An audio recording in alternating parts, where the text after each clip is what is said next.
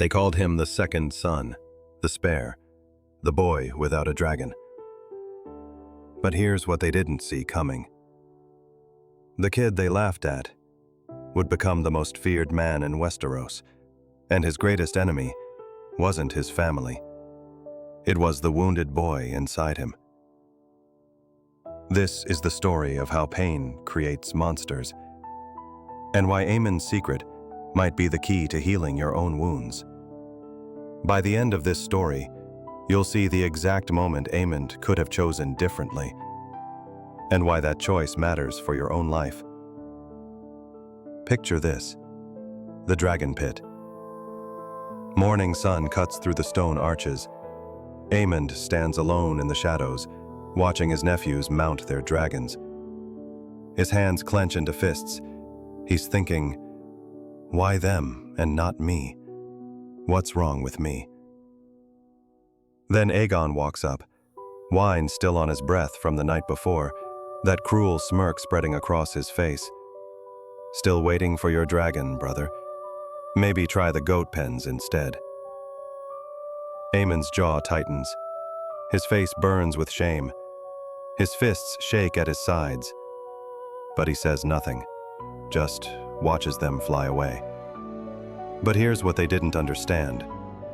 Every laugh, every joke, every moment of being ignored, it was building something inside him.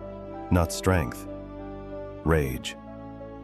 So when he snuck out that night to claim Vhagar, it wasn't courage driving him. It was desperation. He tamed the largest, oldest, most feared dragon alive, but he lost an eye in the process. He said it was worth it, but what he really meant was, now they can't ignore me. Something changed after that night. Red Keep Training Yard. Dawn. Aemond moves through sword forms with mechanical precision, each strike perfect, each step calculated.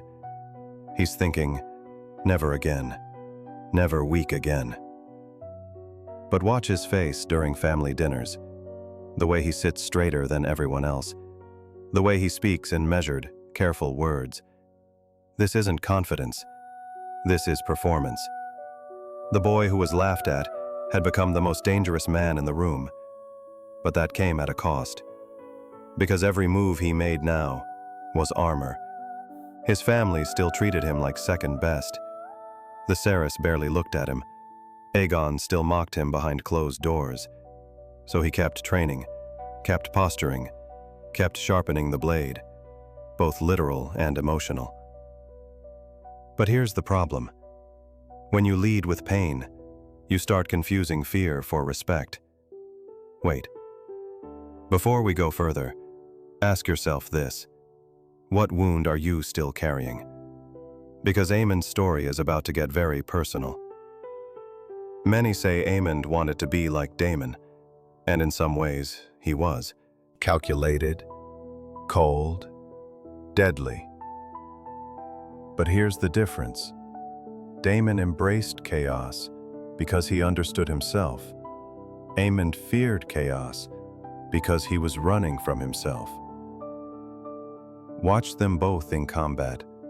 Daemon flows like water, unpredictable, natural, free. Aemond fights like a machine, precise, controlled, desperate to prove something. Daemon was a flame that burned whatever stood in his way. Aemond was a reflection, trying to imitate that fire without ever learning how to control it. He was acting like the man he thought the world respected. But he never became his own man, and that's when the performance becomes the prison. Storms end. Rain hammers the ancient castle walls like war drums. Aemond sits across from Lord Boros, that familiar smirk playing on his lips. He's thinking, finally, my moment to show them who I really am. Then Luke arrives. Small, scared, soaked from the rain. Everything Aemond used to be. Nephew, Aemond says, standing slowly, deliberately. His voice echoes in the great hall. You owe me an eye. Luke's face goes white. His hands tremble. He's just a boy. But Aemond sees only the past, the humiliation, the pain. As they take to the skies, something shifts. The game becomes real. Aemond shouts commands, but Vhagar's roar drowns out his voice. The ancient dragon has her own hunger. One bite, one scream, one moment Aemond could never undo. His eye widens, not in victory, but in horror. His hands shake on the reins. He whispers, "No, no, that wasn't." But it's too late. Here's where it gets dark and where you'll recognize yourself. Because when you ride a dragon out of rage, you can't act surprised when it breathes fire. Aemond could have been a great leader. He had the intelligence, the presence, the fire. He could have been a bridge between families, a calm force in a storm. Instead, he became the reason for it, because he never healed the boy inside him, the one who just wanted to be seen. He chose power over peace, fear over connection, pride over reflection. But he had a choice. At every moment, he had a choice. We all do. Aemond Targaryen is not just a character. He's a warning.